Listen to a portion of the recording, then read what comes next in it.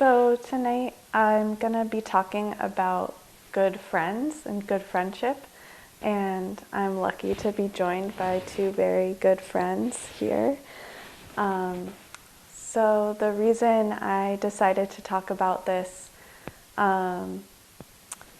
is I just wanted to share how my life has been shaped by the good friends I've met in community here at Maple, and just good friends in general in my life, and how the Buddhist teachings have moved me in the direction of being a good friend. And I think it's especially important that we try to have good friends and be a good friend given all that we are facing in the world right now. Over my time at Maple, I've heard many times that the Buddha emphasized friendship as a very important part of the path. And I'm going to talk about an interaction between the Buddha and his assistant Ananda to illustrate what the Buddha was saying about friendship. This comes from the discourse, Half of the Holy Life, which is from the Connected Discourses 45-2. And in it, the Buddha is dwelling in the Shakyan clan, his original tribe, when Ananda, his devoted assistant, has just come out of a personal retreat and solitude.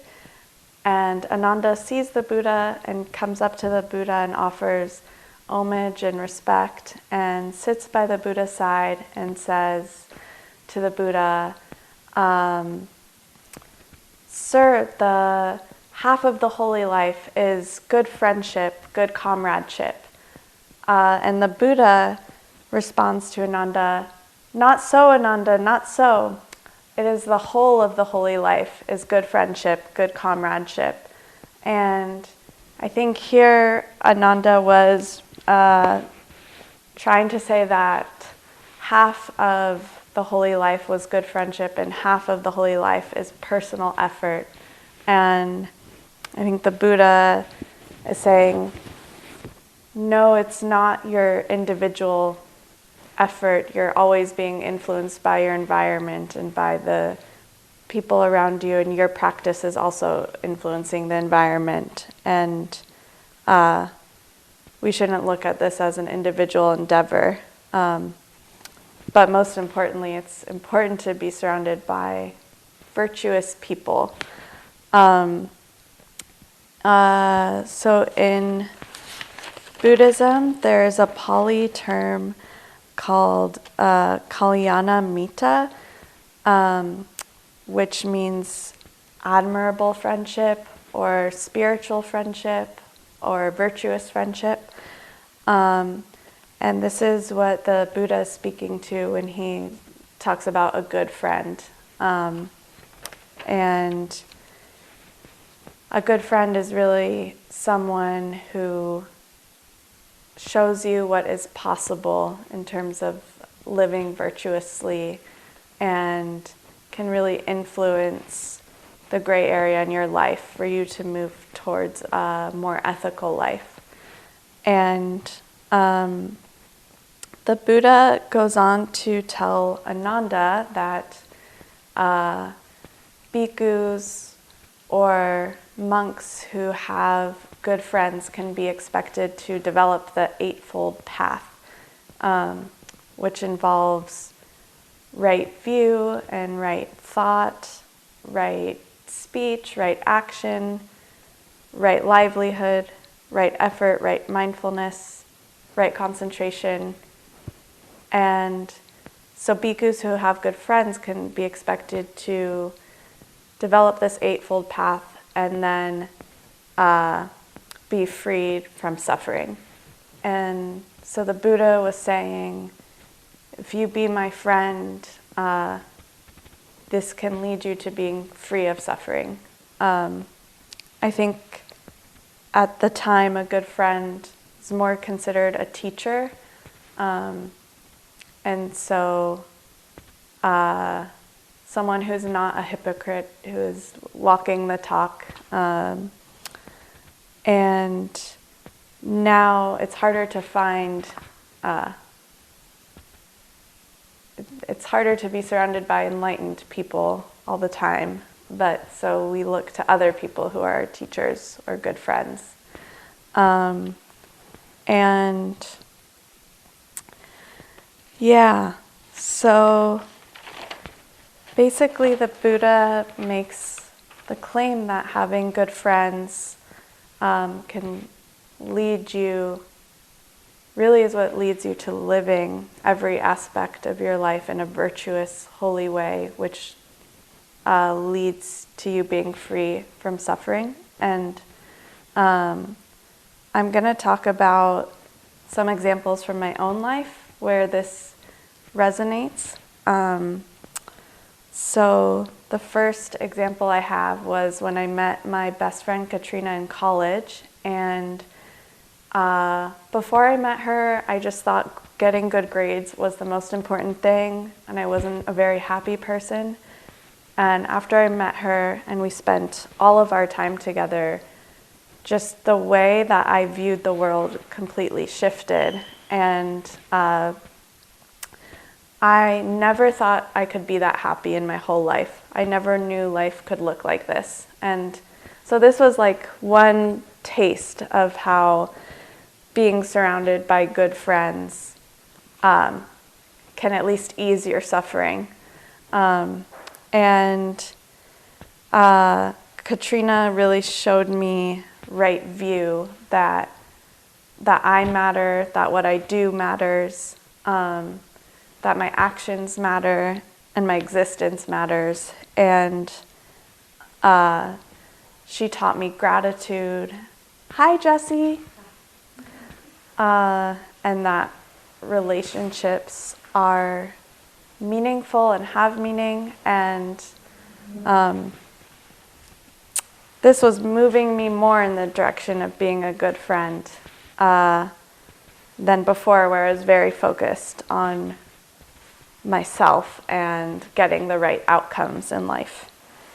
And the next examples I'll give, so we're talking about good friendship and how the Buddha talked about how the whole of the holy path is having good comrades and good friends. So the next example I have, do either of you know Miles Bouquet or Rosie J? Great. You might have seen them here before. They were both residents at the Monastic Academy, and I met them during my master's program and didn't know either of them very well. But they both had such a strong presence around me, and just like within 10 minutes of talking to Miles, I felt like I had accessed like a grief in my body that I had never known before, and that this was very profound to me, and just started making me like rethink what compassion might mean about just being with another. And I bring Miles and Rosie up just to say that I didn't know either of them very well, but their presence was very powerful and led me to Maple, where I've now been for about a year and a half as a resident. And so I know Miles has had years of practice, and he's practiced meditation by himself for a year in complete isolation, and also did his year residency at Maple. And so I believe both of their dedication kind of made itself evident in their interactions with me. And then led me to the Monastic Academy, where I was introduced more to Buddhism and the Eightfold Path that I was not planning on striving to develop. But that's where I am now. And the basic, just in learning the Soryu's 4-all method of meditation, where step 0 is something like, how can I give my life fully to love for the great benefit of all living beings. It starts with how can I be a good friend to all of life, and that was a view that I never really considered before I came to Maple. Like that it's possible to be a good friend to all living beings, or that should be the scope of what I'm considering with my actions. And so Maple really helped me develop a connection with nature that I didn't have before, where it showed me that being a good friend means that I'm a good friend to the trees as much as I'm a good friend to you or to my family. And we have something at Maple once a year called the Vision Quest, where we go out in nature for about a week and we kind of see what visions come for our life. But the whole point of the quest is that the vision of what you'll do with your life is not separate from nature, and that you want to create that vision in relationship with nature. And that's something that I've really learned from my time at Maple. So this will, I think, influence me forever. When I leave Maple and come back sometimes and I see the trees, I feel such a connection to them. It feels like I'm seeing my friends, and it's like, oh, hi trees, I missed you a lot and you look different. And sometimes I go out there and just cry and feel so sorry for all the suffering and the ways I've contributed to that suffering and the loss of life. And I don't think I would have ever done that had I not come to Maple, or I'm not sure where that would have happened in my life. I wasn't very connected to nature at all before. But it's not easy to try to be a good friend living at Maple or not living at Maple. I struggle with issues around what is okay to eat. I've been struggling with that for a long time. Is it okay to eat dairy? Do I need to be completely vegan? And I just find that it's easier for me to be in conversations about these struggles while surrounded by people who are struggling with the same things and are striving to be diligent and to not do harm in their actions. Whereas when I'm at home, I'm not as surrounded by as many people looking to be good friends to all of life, and it makes it harder for me to stay in my integrity. So I'm seeing what the Buddha is talking about, just being surrounded by people who are trying to walk this path really helps me to walk this path better. And yeah, the last example I'll say about having good friends is just being surrounded by people who are really pushing themselves and putting in a lot of effort to develop concentration or to be virtuous. It's hard not to be impacted by that or not to be pulled in by that, and makes me live and do completely different things in my life than I would otherwise be doing. So for example, my friend Tim, he likes to go in the really cold pond every single morning at 6:30, and now I go with him and we stand there in the water very still for 3 to 5 minutes and swim across, and it helps me cultivate that mindfulness in those moments of, can I relax my body and really be here? Because if I'm not relaxing, I'm really suffering a lot. And it's just very easy because he goes in every day and I just follow him right in. And so this is just to say that being surrounded by or influenced by people really just changes the small things, at least that I'm doing every day in my life. And it helps me build confidence. Like, I'm doing something really scary for me right at the start of the day, and helps me build confidence to keep trying to practice meditation and things that feel really hard. And yeah, so I just wanted to share, I really hope to still move towards being a good friend in my life, and I think I didn't know how much value friendship had even, and until like reading this sutta many times and hearing it spoken aloud. Like, I always knew friendship was important, but I didn't realize that could kind of make up my whole life and really influence my whole life. I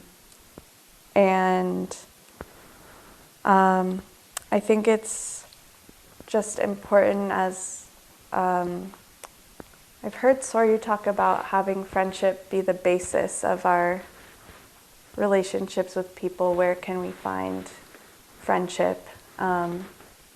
Because we'll have to learn and be able to collaborate with each other to face everything we're facing right now, and just to be there for each other.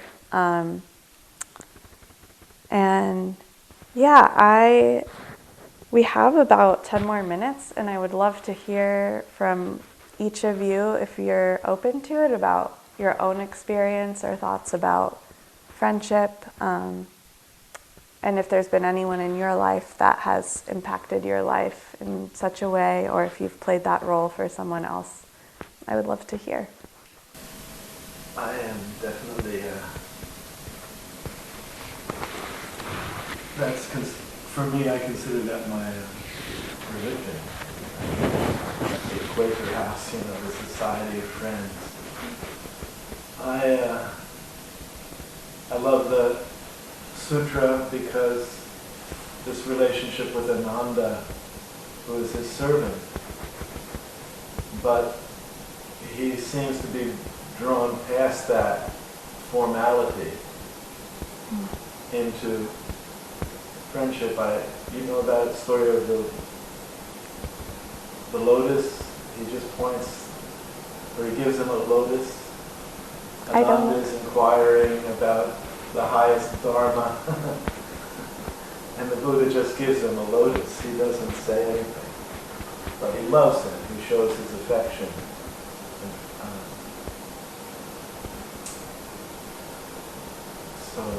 And the friends that you mentioned, I consider really dear friends, though. The thing about bad friends, or with friends like these, I don't need enemies kind of thing.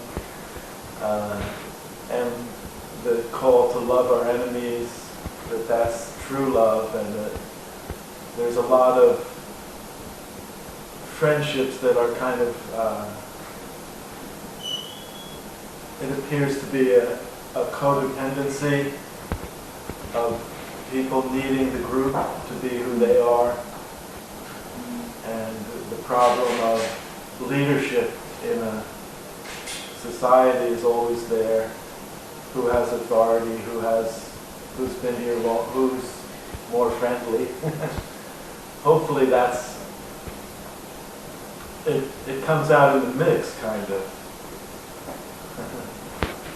Hi. Hello, sorry. It's all good. Just to have human association usually develops conscience and a sense of consequence for anything you're doing. We just heard a great talk about friendship being at the heart of Buddha's teachings, and that he thought that half of the path is friendship or good association. The other half is personal effort. But the Buddha made clear that actually it's 99% association. One thing I was reading about spiritual ascension and levels of consciousness is that at a certain level you begin to value your relationships more than your currency, that your finances are less value to you than the people that you're connected to. And that's one of the levels of ascension. Amen. And you know, when you start doing business with friends, you feel like something's slipping here. But if we could all be friendly while we're doing business, we might transcend the exchange of material and whatever. Above board honesty is all you really need to do business. If I jump in a little bit, it also is in Sila that like it starts by saying moms, like good moms, practicing with virtuous friends. Like so, in that way, it is expected that you will get into like a virtuous feedback loop. But as you all pointed out, that if it's not the right person, or like they're not, they're in their own suffering, then it's kind of hard because now you have to also be able to do that for them. But that's what always tests every developing sangha, family, community, any form of association. Once there's a few bad apples, you get to find out what's an apple. You know, how does it get bad? How does it rot? Or how does it remain? You know, the whole thing is to. I think the Buddhist path, they teach about the Hinayana path, which is your personal development, that only you can mind your own business. And if somebody else tries to do it for you, if you have any dignity, you say, please let me consult my conscience and don't impose upon me. There's like this innate thing about truth where it has this innate desire to be free, to get out. It wants to get out. And so, you know, you just like, don't be afraid to let out truth because it has this innate desire to be spread. And then it wants to be in golden chains. Yes, it does. You know, because without loving relation that you're dedicated to the nth degree, it's not considered pure, unconditional love or spiritual agape, divine love. There's so many kinds of love. There's in poetry they'll write love with a capital L and a lowercase l, designed to literally explain the differences between those two. And if somebody needs to explain it to you, you're probably not paying much attention to your own conscience. But I'm here because of Sangha, and that's where my life is controlled by other people, not myself. So that means I'm off the hook, right? I'm jet free, right? We were just talking about that actually, about people who do good deeds just to give themselves the right to feel they can do what they want. Or if you work hard enough and you scrub your hands enough that you don't have to feel that guilt for what you did. I personally am afraid of false friendship. I'm very afraid of it.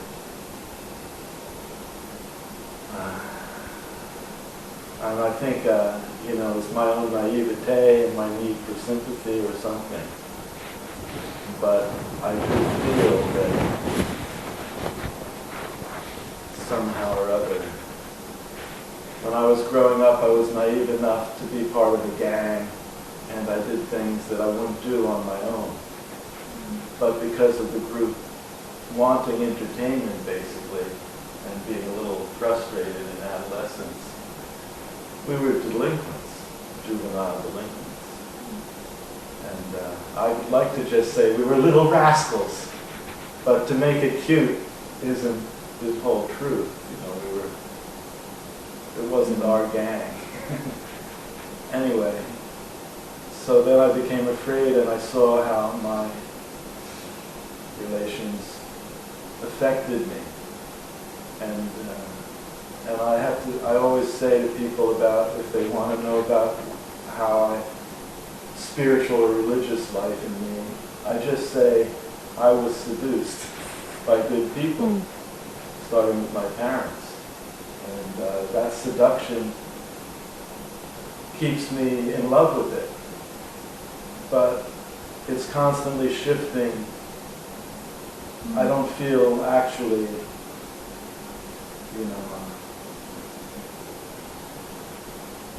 able to free myself of bad association. And I don't want to condemn anybody. Everyone's got free will because that's what I want. I want everyone to be free, and I don't want to be a controller. I don't want to be top-heavy. I don't want to be over anybody. But it seems that sometimes I'm called into some sort of drama. That's all I can call it. Some sort of drama with people in society because there's some sort of frustration going on. And then I'm very agitated by idealists who aren't real, don't seem real to me, but they have all sorts of ideas. And I'm scared of ideology. To me, institutions are hell's breeding ground. I am an individualist and a humanist, and I love friendship that is no strings attached. We're going Dutch here. Mind your own business and then we can share something. But if you can't do that, I don't want to hear all the stuff. People's dramas. I don't want drama unless it's unconditional. But how can I insist upon that? That's a condition. An absolute one. Oh my God, they run away from me like. Some people are emotional vampires. They aren't giving back. It takes two people to have a relationship, and some people are just taking from you as opposed to putting in a symbiotic relation. I would say the way you do that is by you pay attention to your aura. You make it bright, you make it blue, you make it purple, and you expand it on them. And therefore, you're not hurting anybody, and there's no constraints. It's your aura, and you have the right to feel that love, and you can have it onto them, or you can keep it to yourself. You also have the ability to cloak and individually close yourself off, so that way you can feel somebody else's pain without directly feeling their pain. Thank you for not trying to save me, but letting me know I hold it in my own hand. And I know that's what my teachers have always let me know. I'm too sympathetic. Cut that nonsense. Just empathy. You don't have to have other people like you or be like them.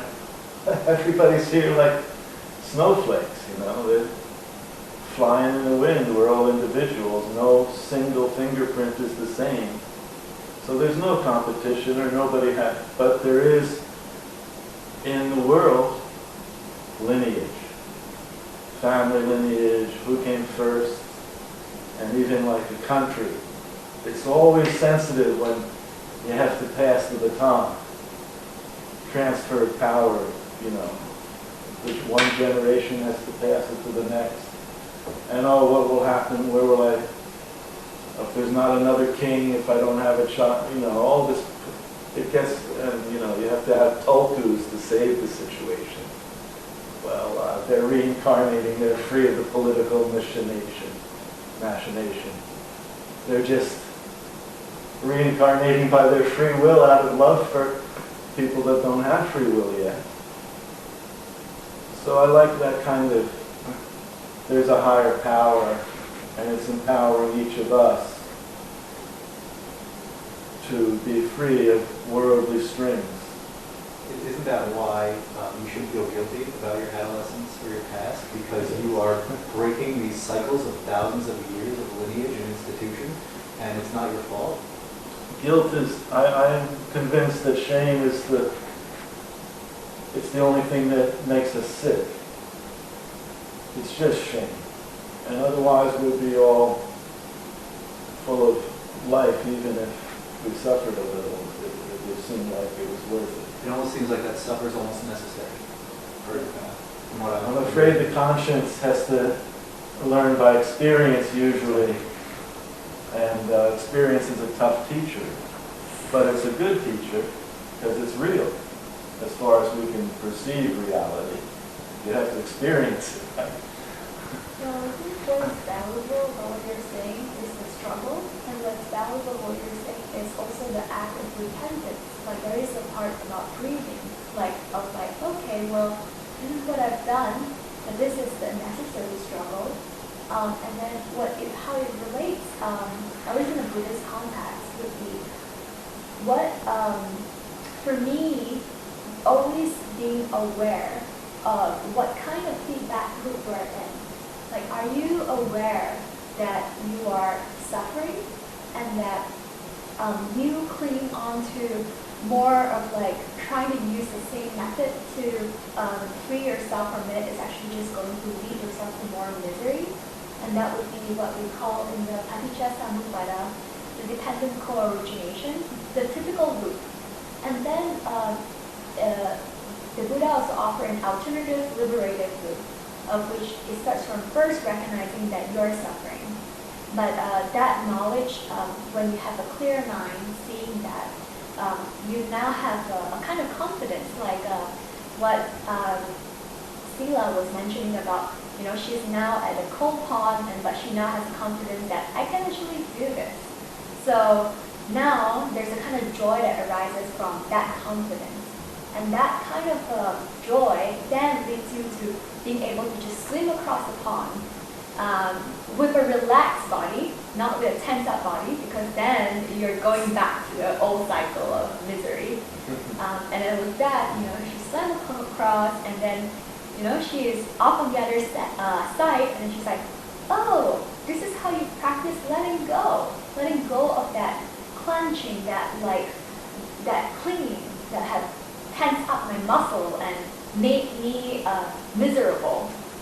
I caused myself suffering when I do that. So now I know, okay, if I let it go, then I develop a kind of knowledge of what liberation means.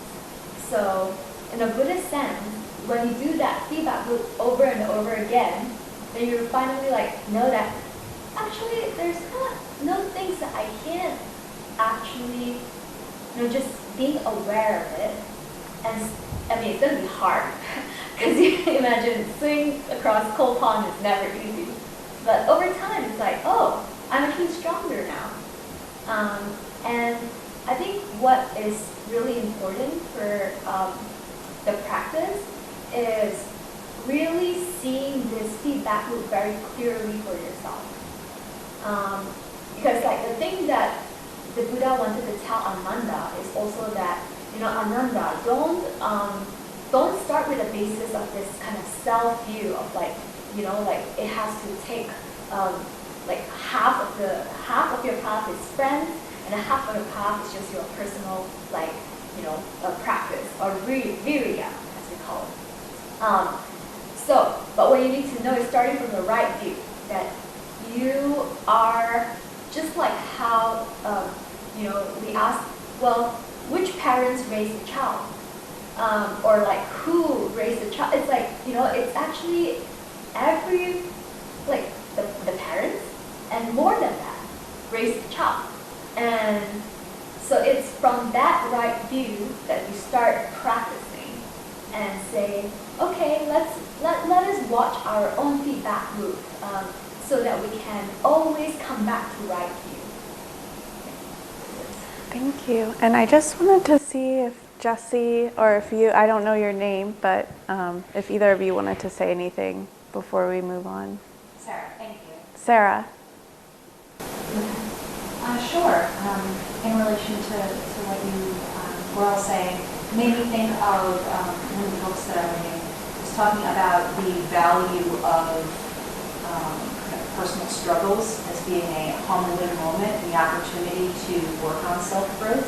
And if you had this personal flaw, if you didn't have that personal flaw, you might not have had that opportunity to take a step back and recognize it and break some of those negative patterns, or work on yourself, or allow that to humble you to that point where you can work on those things to improve yourself and your own patterns. So it was talking about, yes, there is a negativity in these, negative behaviors and this bad behavior that you had maybe in your past, but that recognizing it does also have a value in your own spiritual practice or your own life in terms of humbling you and allowing you to improve, giving you that perspective. So trying not to associate too much blame and shame and guilt on it, but rather as that catalyst that allows you to live a better life in the future. Yeah, that reminds me, sometimes Soryu likes to talk about positive shame, where like if you did something and you regret it, the thing you regret, you're just like, oh, that's not actually who I am because I regret doing that. So that reminds me of that. And then, Jessie, did you have anything that you wanted to add at all? Well, I think a lot about my friendship through the day, through the years, and they change. The people that I'm associating now, I have only been with for a few months. It's very interesting. Maybe I change, and therefore my associations change to reflect that. And the other thing is that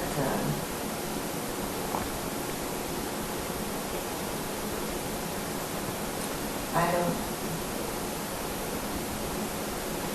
Well, you were it's the COVID thing. It's like last night I was at a gathering that was reminiscent of what life in Burlington had been,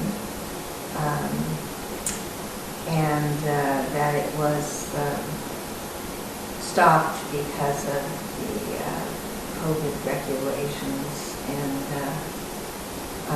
is still, potentially could be contained again, and